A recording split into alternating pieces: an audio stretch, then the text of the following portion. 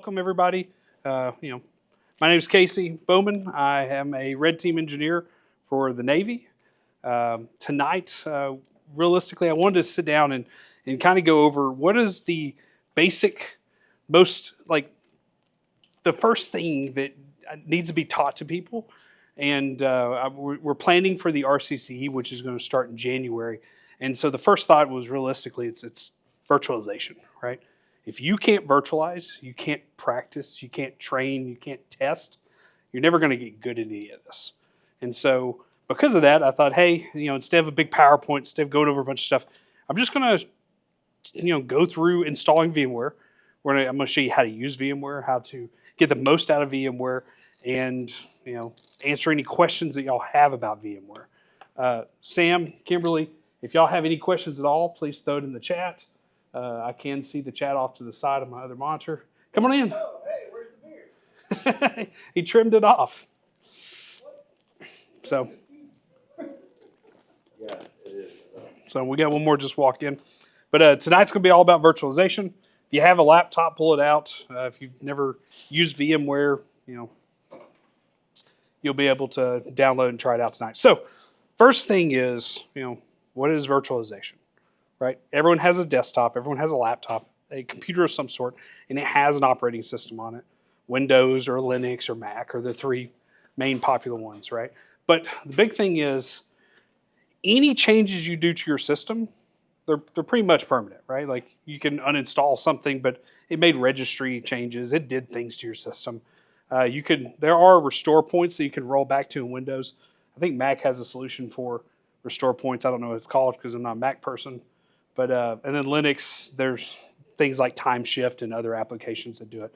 But realistically, has you ever downloaded something off the internet and you're just like, I don't know if I want to run this? Hands down, there are a tremendous amount of ways to virtualize something, put it in what we call a sandbox, which it cannot escape, and then test these things, right? And so if you're running Windows, I think Windows 11 and newer now has the feature for Windows Sandbox. So if you go to turn Windows features on and off, everyone should have this. If you scroll down,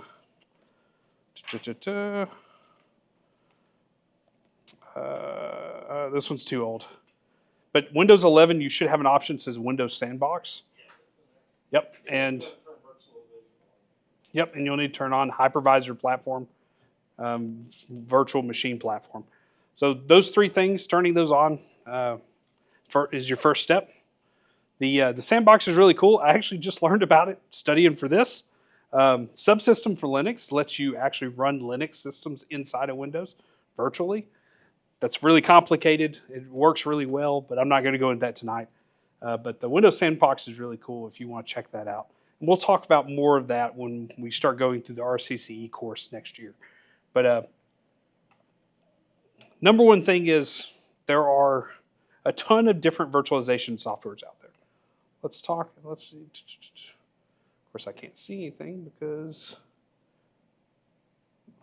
no. All right. So, some really popular ones is VMware, VirtualBox, Hyper-V, and QEMU. I prefer VMware. VMware has been a pay-for software for the longest time. However, it was actually bought out by Broadcom less than a year, maybe a year and a half ago. And since Broadcom has bought them out, VMware is now a free software. You can go to their site, create an account, sign up, and download VMware. I actually did that. So, going to VMware by Broadcom. It's VMware.com. You can go to download hypervisors. The one that you're looking for is called Workstation or Workstation Pro. You can hit download now, and it will go to this other site, which allows you to sign up and register. And so if I click My Downloads, let's see, and it signed me out. Let's see if it knows what that is. See if that's the correct one. Okay. So once you create an account, you can go to My Downloads, And you can actually, free software downloads available here. Click free software downloads, and you scroll down, there is Workstation Pro. And there are 4 versions. There's 2 for Linux, 2 for Linux, 2 for Windows. I'll be honest with you, I'm using Pro 17. I have not tested 25H2, which is a little newer. Can you help me, Josh? I unplugged that. But the Pro 17 works really well. I have no problems with it. And then if you literally just click on it, sorry guys, I've messed up my monitors here. Perfect. All right. If you click on, for Windows, you can click 17.6.4, which is the latest version, and literally right there's the download button. This is where being intuitive and being a computer person is really important. Every time I clicked on this, it kept giving me this thing. And when it was like, hey, you need additional verification. So I was like, sure, I'll give you additional verification. I have filled this thing out 14 times and it still won't let me download it. So I figured out a better way. Maybe y'all will have better luck than I did. But what do we know about the internet? Right? Anything that is on the internet is permanent, right? Like, we all know this. We all know for a fact, if it was on the internet at some point, it is on the internet forever, right? So does anyone know of a way to go back and look at things that used to be in the internet that no longer exist? Wayback Machine? The Wayback Machine. So guess what I did? So I went to the Wayback Machine, and I found the download link from a long time ago. This link is in the Discord, and the Fireside Chat's the first one. It is this long link right here, and it is from downloads.broadcom.com. So, like, it is the actual link. Wayback archived it, kept it, and it still exists. So if you don't want to fill out an account, you don't want to create everything, you can download it from here. Wayback Machine is amazing. If you're not using Wayback Machine, you're doing something wrong. So that's what I did. Here it is, Windows 17 6.2. And we're just going to install it. Super quick and easy. Doesn't take very long. Since this used to be a paid-for software, you can still pay for it. When you do, it will require a license. So I'm just going to accept this, install it, add it. Just hit next, install all the way through. Super fast, super quick. This is completely free. It is safe. Once you actually install it, it will update to the latest version. So you don't even have to worry about downloading the latest version. It'll install the drivers, let you virtualize. And I'm going to caveat all this. Every computer is different. If you have problems, feel free to ping me on Discord. I'll try to help you through them. But it should work on 90% of systems without a problem. Hey, look at that, license. We don't have a license. We're going to hit finish. Right there it is. Open VMware. It didn't prompt me for licensing. Oh, there it is. No, we'll skip this version. On the first time you open VMware, it will ask you for a license again. You can click a little button that says, I want to use this for personal use. I'm not a company, and it will just bypass that, and you can start using the software. So completely free, open, available software that is, in my opinion, absolutely fundamental. Once you have VMware, it'll look like this. This is the main page. And this is where we can start installing operating systems. I can install Windows. I can install my own version of Linux.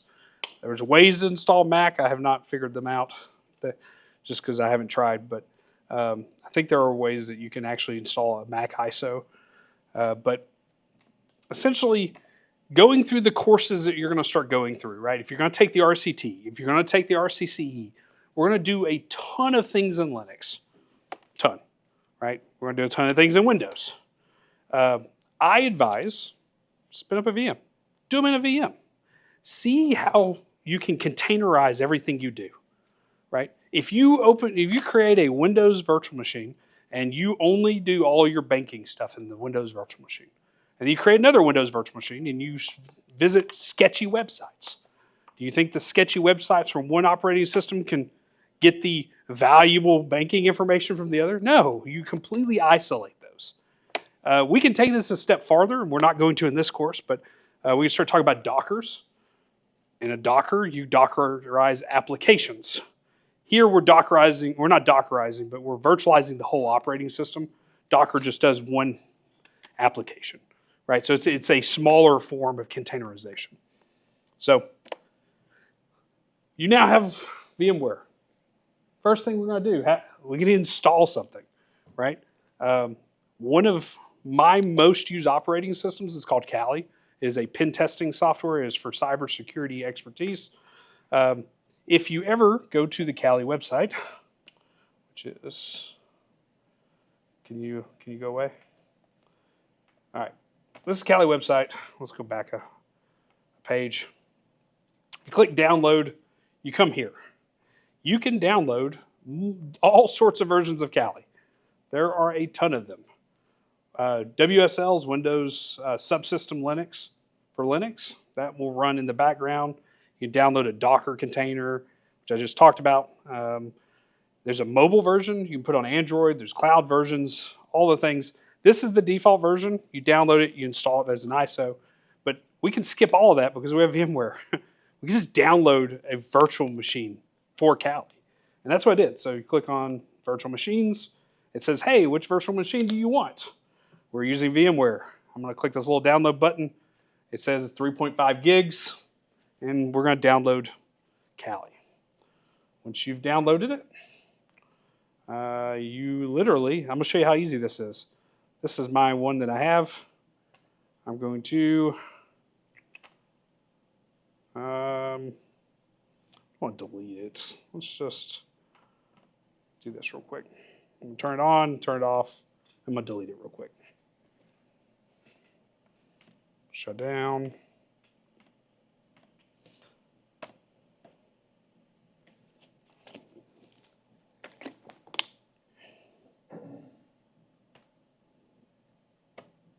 All right, it's gone.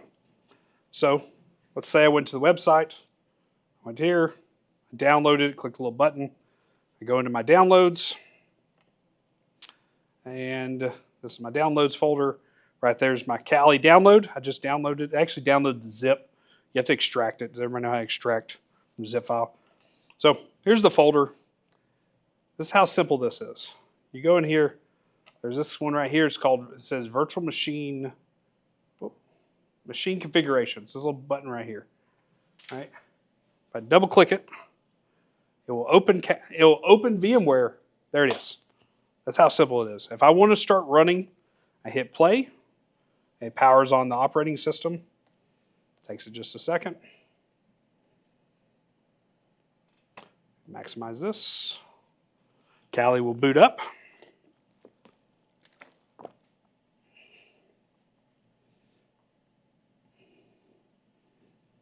And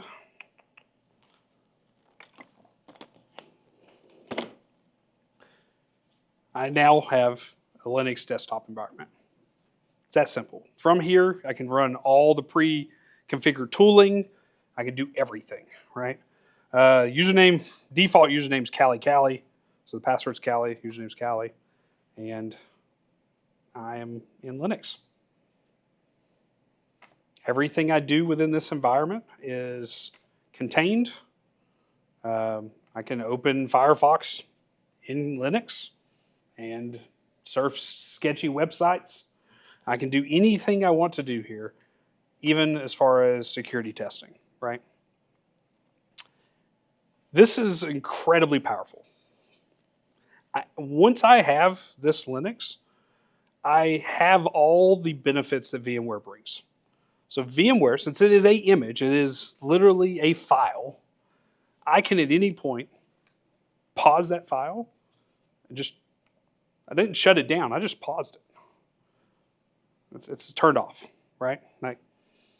Whatever I was doing has been stored, saved away, And at any point, I can just come back and say, hey, I want to continue to work in there. I can hide hints.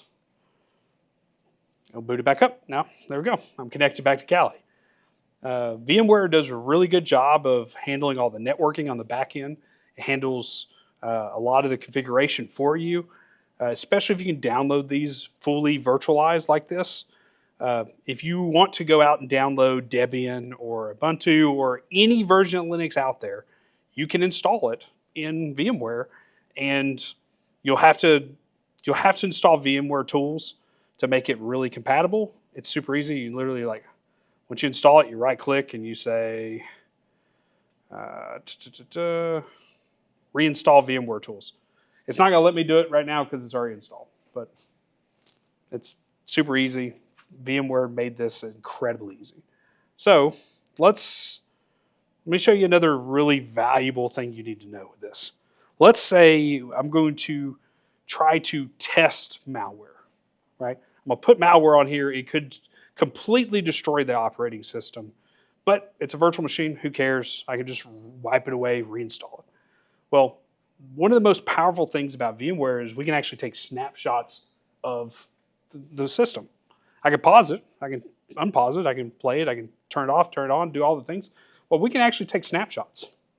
So I can sit here and you can take snapshots while it's running.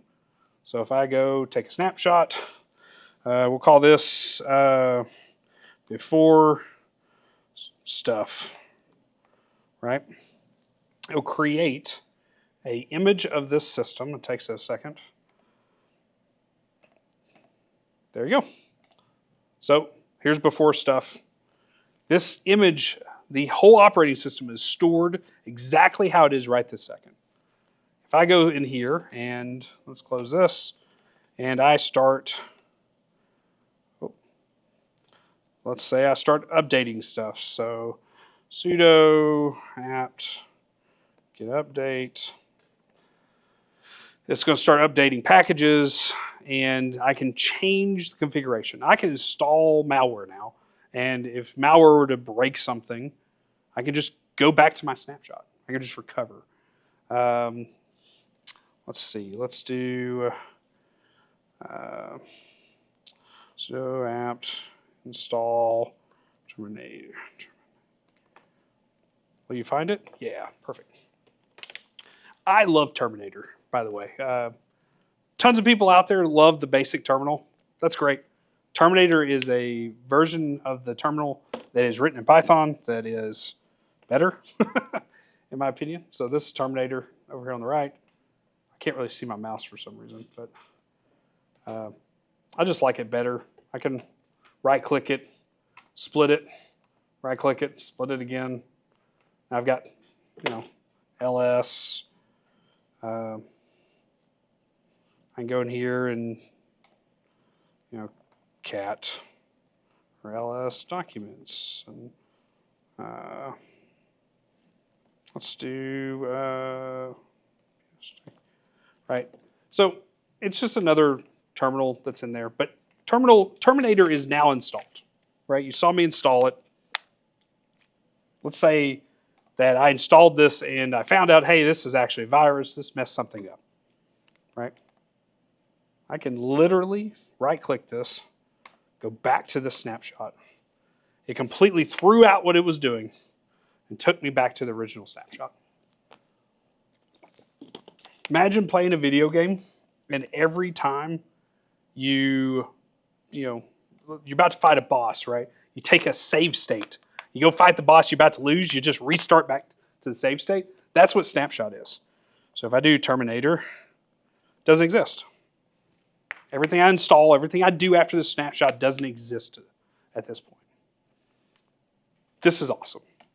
This is where you get to do crazy things like update and create custom versions of Linux and customize it to your heart's content. Take a snapshot of it, and then you can do anything you want. And then at the end of the day, just revert back to your old snapshot, and it's your own save state.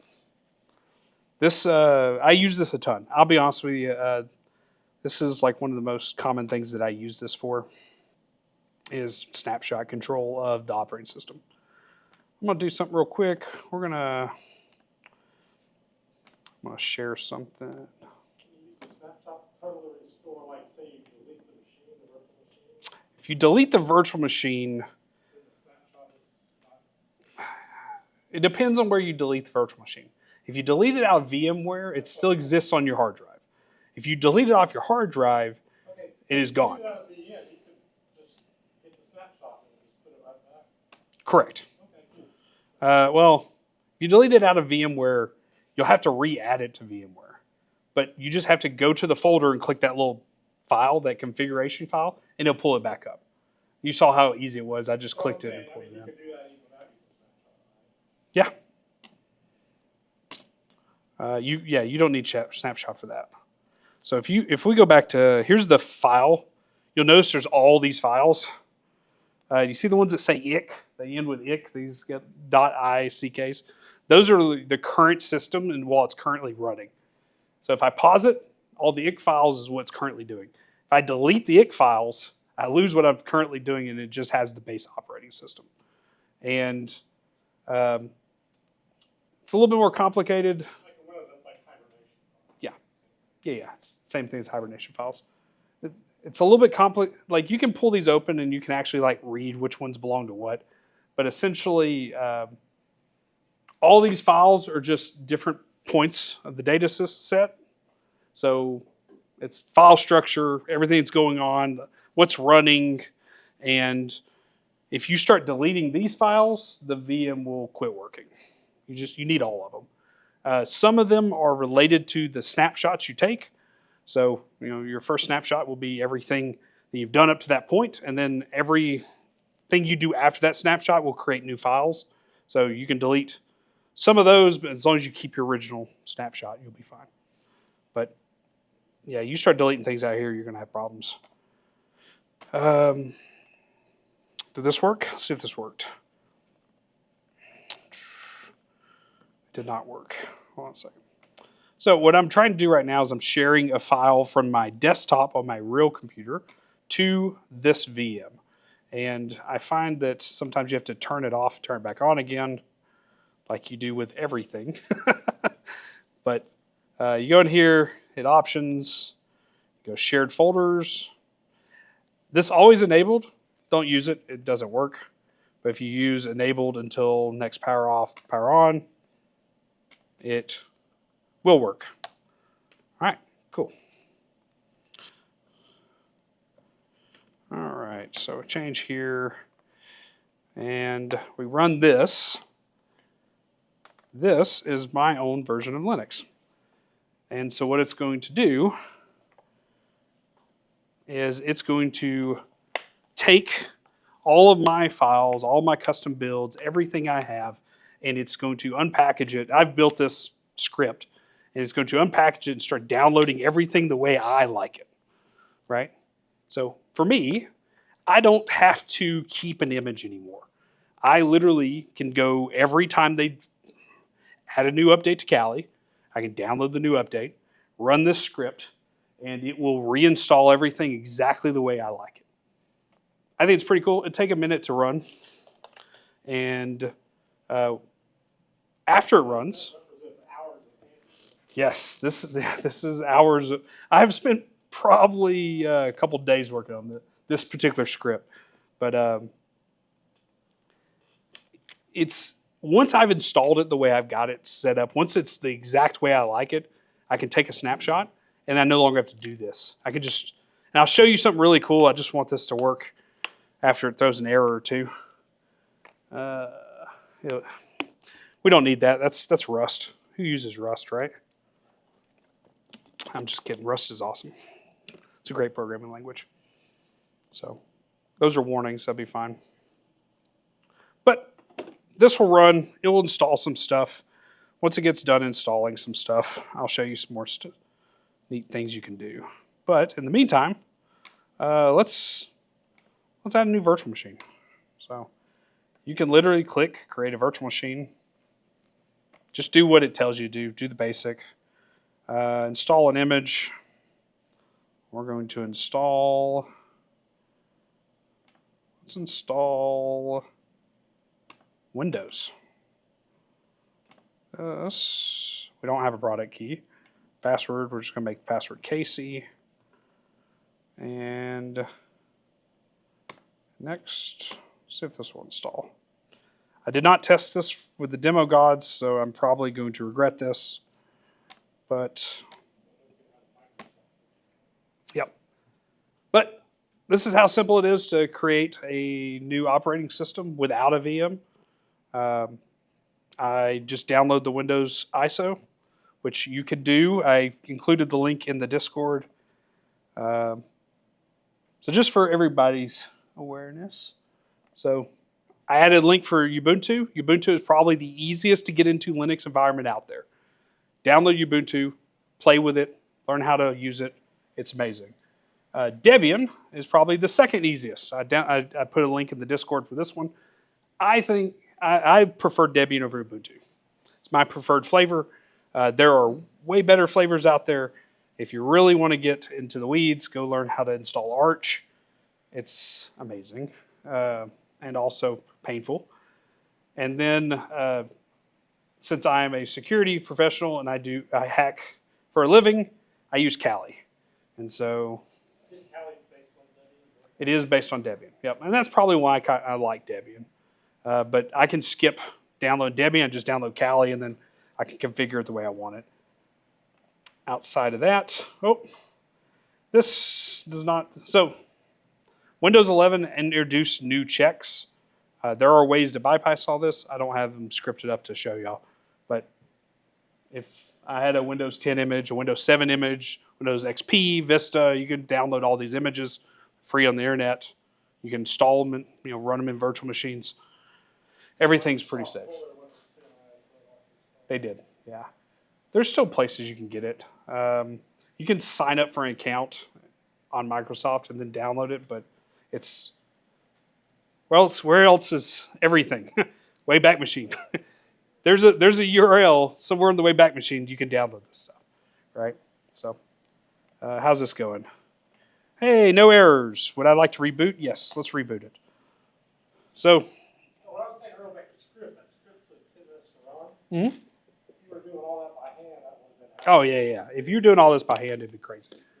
So this should now boot up into what I call Angry Alien. It is my version of Linux, or my little flavor. Let's see if it does. Hey, it worked. Kali. I may or may not like the Alien franchise. This is some dude made this artwork. Mooney, whatever. It's awesome. I love his artwork. But now, I've got Terminator already installed. I've got all my things that I want exactly the way I want. I've got Sublime for text editing. Everything exactly the way I want it. And so now let's go ahead and shut this down. And we're going to take a snapshot of me configuring it exactly the way I want it. So right click, snapshot. You can hit take snapshot right here. I like going through the snapshot manager. So Angry Alien, take snapshot. Here's Angry Alien. Since it wasn't running, see this one was running, it has a green mark. This one is not running. You want to take your snapshots while it's not running. It's more stable. While I can go back to this version, and it will literally, if I right click it and say go to snapshot, it will just go back to that snapshot. But over time, there can be issues. So it's best to take a snapshot of it while it's shut off. Yeah. So, I can, yeah. So if I go back into here, I can right click and go to snapshot. Yep. Even better, let's say I'm doing a test for a customer, right? He is really, it's really important to him that everything I do is kept safe, kept away from other customer stuff, right? I can literally go to this snapshot. I can do what's called cloning the snapshot. Hit next a few times, next. There's two options. Linked clone is much better on the file system. There's less data being copied. it inherits all from one set of data. If you want it, you could literally copy the whole thing over and you can replicate it, do a full clone. I just like doing link clones because they're just the best. And over here on the right now, I have a clone. Oh, let me close that. A clone of this, and let's say I'm gonna rename this to customer. Oh, let me rename.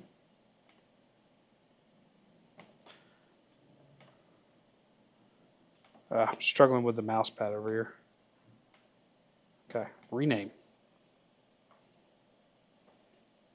Why do you not let me do this? Customer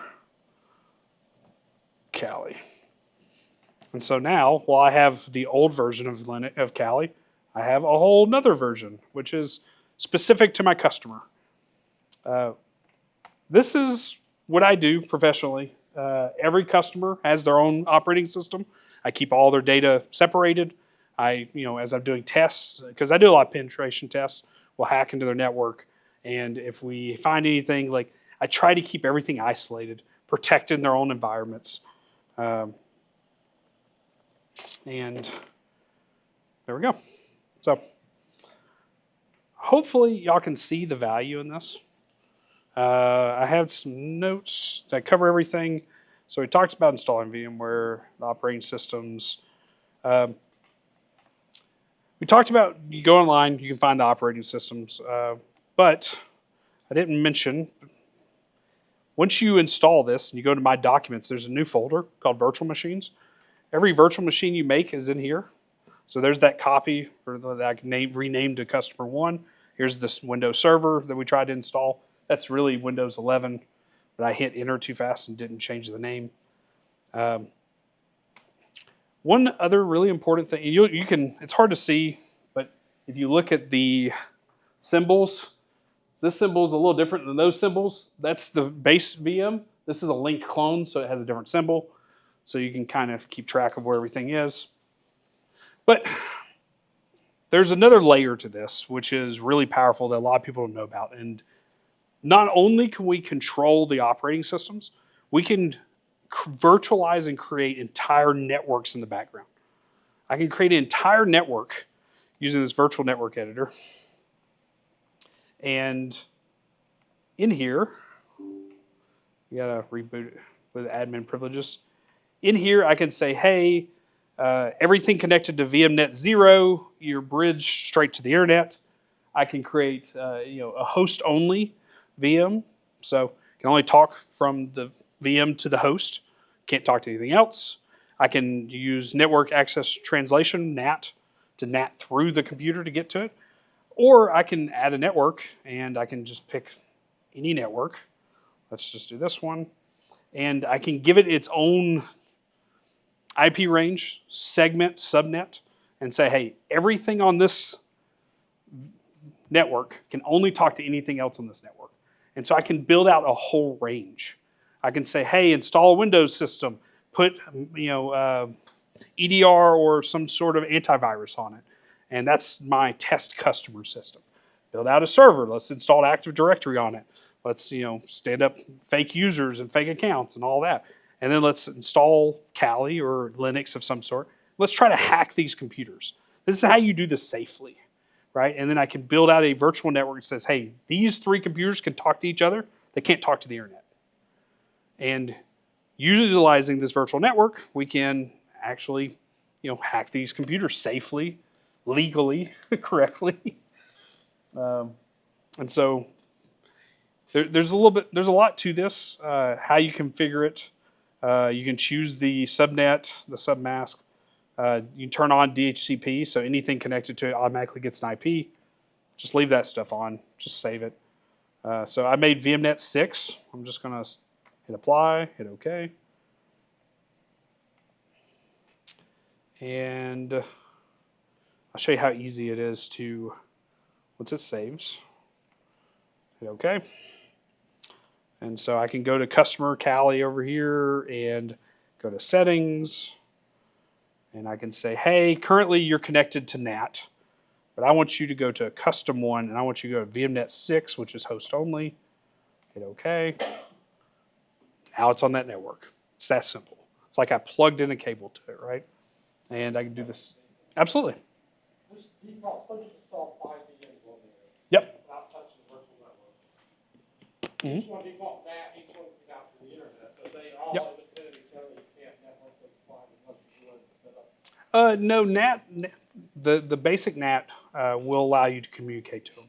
They're all in the same subnet. Okay, so if you've got like 5 or 6 machines without touching the network, just by default, they're all inside on the same subnet. Yep. But they can all get to the internet. Yeah, they are getting internet, but you can also ping your other machines without having to go any further with the network. You can. Okay, I didn't know. I was just curious. Yep. This creating your own network is more for like you're trying to add actual guardrails, right? You want to protect the network, or you're going to unleash malware, and it's going to. Have 2 subnets and try and work it across subnets. Yep. Yep. So there's a lot of GoAd's my favorite game of Active Directory. You go download from GitHub. It has 3 subnets, has 9 machines, bunch of servers. They have a script. You run it, and installs all this in VMware, and sets up the networking interfaces for you. And you can go out and you can attack it as vulnerabilities. You can try to go from one system to the next. It's called Game of Active Directory, or GOAD. GoAd. It's one of my favorites. But if you don't want to build out your own lab, you can just go download someone else's lab, right? It's got all the images and everything. It's got everything, yeah. Download it and hit it. Yep. Install it all. I would caveat it with the one button install is not a good representation. It does require tweaking for every system that you try to install it on. But every time you get an error, Google the error, do what the error says, and then wait till you get another error, and you just do that till it works. Yeah, pretty much. So, and we talked about VMware tools, sharing files, snapshots, and that's pretty much it, right? So we've run through how cool, like how much we can do with VMware. Like I can create snapshots all day. I can install and customize and organize and create all sorts of stuff. So there's a lot of power here, and the real goal is I just, as we go through more training, as we start learning more advanced stuff, right? I'm not going to sit here and tell you to do this on your own system, right? Separate your own stuff, containerize, right? But I want you to be able to build out your own systems and play with this. You cannot break this. That's the cool part. If you do break it, go back to the snapshot that works, right? Because the only way that you'll ever get better at this stuff is by trying new things. And the only way like you can safely try new things without worrying about breaking stuff is virtualization. So I know I covered a lot real quick. We do that every Wednesday. If y'all have, does anyone have any questions about this? Yes. That's a comment more than a question. You're running your VM on Windows. Mm-hmm. So where you're storing the VMs, you just hit the default location? Yeah, you can move them. That's in your user profile, right? Mm-hmm. Yep. See, I did that too, and I had like 6 machines set up. For some reason, totally, when I think about VM, I was frustrated, so I deleted my profile. Ah, yeah. Picked something else. And then the next time I fired up VMware, all my machines were missing somehow. So Recommendation, change your default to a folder slide that's not in case your profile. I highly advise, like my desktop, this is my laptop, but my desktop, I actually have multiple hard drives. I have a specific hard drive for all my images. Recording stopped. Oh, and it literally has all of my VMs, everything I create, everything is saved to its own hard drive, has none of my personal files on it, all that kind of stuff. And I segment everything. I'm a massive organizer. Most people have 1 or 2 terabytes. I'm running 124 terabytes. I'm a massive data hog. But yeah, this stuff's awesome. Any more questions? Yes. How common or how concerned should you be about malware that can escape the sandbox? You should always be concerned about malware. However, sandbox escapes are possible. They do exist. They are not common. If they exist, people pay billions of dollars to keep them private, right? So everybody knows what 0 day is. As vulnerability comes out, right? 0 days usually like the first day people figure out it exists. Um, can I guarantee 0 days don't exist? No, 0 days exist. Um, escaping VMware is not easy, but I'm not going to say it's impossible. Um, it's not likely it can happen. You're Put it this way, if someone could do that, they're probably not gonna waste it on your whole lab. they're not going to waste that kind of vulnerability in the wild, not for a significant sum of money, right? And I talk about cybersecurity as in layers of the onion, right? Everything's a layer. They are 10 times more likely to escape out of your browser, like Firefox or Chrome, and get to your desktop than they are to escape out of your browser onto the virtual desktop, out of the virtual desktop onto your main system, right? Every layer that you put in there, you add more security. So if you go the next step where you containerize applications with Docker, now they have to not only get onto your Docker, they have to break out of your Docker to land on your virtual system, to break out of your virtual system to land on your main system. So every layer that you add is valuable. Not gonna say it's impossible. Anything's possible, but uh, it's improbable. Right? Absolutely. Anything else? All yours, buddy.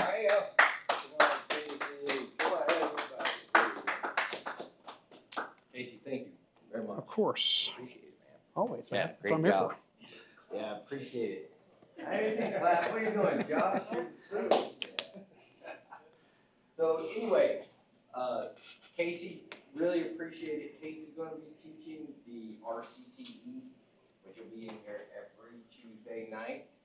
So looking forward to bringing that in. Josh, come here for a second. Yeah, Josh is going to be teaching the RCT, which is the Rochester Cyber Professional Technician. So that's the one that is on. It follows right after this, the free training. So we'll be doing that from 7 to 9 every Wednesday night. And then I'll be handling the CISSP on Thursday nights. So, and really quickly, I want to talk about the RCCE. Because Casey was talking to me and he said, hey, we need to come up with something for a Linux certification to come out of this. So what I'm going to do with the RCCE is that in addition to going through and getting your RCCE, which is 881.40 or 8140 8140. jobs. Yeah, cyber jobs.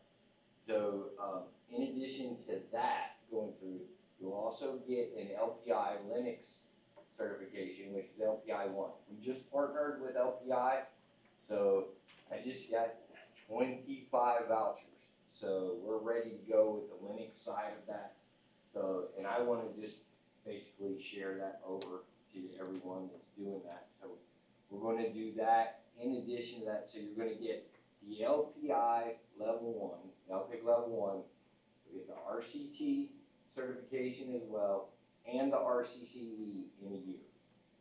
So, and with that, I mean, I don't know where you're going to get that anywhere else, taught by these two individuals, red team guys that are going to be able to, it's what he does all the time, volunteering to come in and do this. So where else are you going to get that? And I just want to bring this up. Why would you not practice when it's that easy to make your own environment? Why not? What's the excuse? I had so many interviews where people came in with us at NASA, or working on a team when we're with the Army, doing that. It's like, well, what kind of lab do you practice on? I don't have one. That's what your network looks like. Oh, you mean my AT&T router, my Google Fiber? No. What do you practice on? How do you learn? How do you get better? It's like, well, I do compliance. Well, compliance only?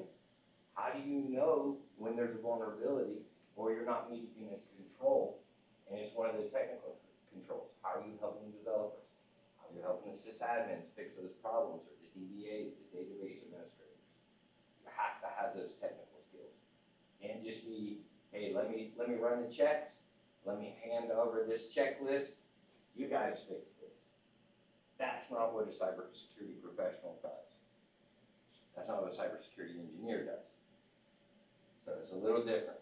So no excuses.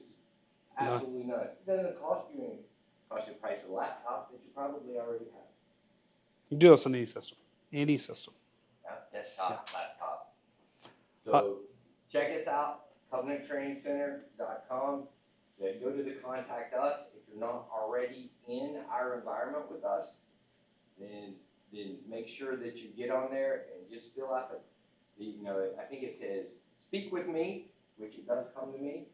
So then fill that information out and I will get back to you. There's an opportunity to do this here. This doesn't exist anywhere else. And I just really quickly want to talk about the CISSP program.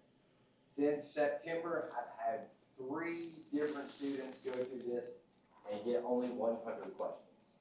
That means that they scored over 95% on a test that has a 50% first-time failure rate. We are putting multiple students through the CISSP that are coming in here, spending a week with us, and passing. So you guys need to come in here, get your CISSP, and then the whole thing is, well, I have my Security Plus. How's that working out? Yeah, exactly. Get Security Plus in high school. So CISSP is the professional certification for cybersecurity management. Understand that cybersecurity management does not teach you how to do the job. The job is technical. The job is hands-on. So learn the technical side of that so you can get your certification. If you're already working in compliance, get your CISSP so you can get paid more. But go backwards in that and get your technical certification, get your hands-on experience. It's what matters the most. It's kind of like having a certification to be an auto mechanic. I have a certification, but I don't work on cars actually. I've never turned a wrench. So this is where we start turning wrenches. So welcome to Covenant. Thank you all. The greatest payment, obviously being paid with money is good, obviously, I'm not going to say it's not. But the greatest honor is being paid with your time. So those of you online, sat through this, we're here every Wednesday at 6 o'clock. If you cannot show up consistently for free, you can't show up. So we'll be here. So thank you very much. I appreciate it. I'm going to log off from all the social media, and then we are going to continue. So just flip this around so you can see everybody that's here. Got some excited people here. So, pick one anyway. Everybody else. All right. They can miss out.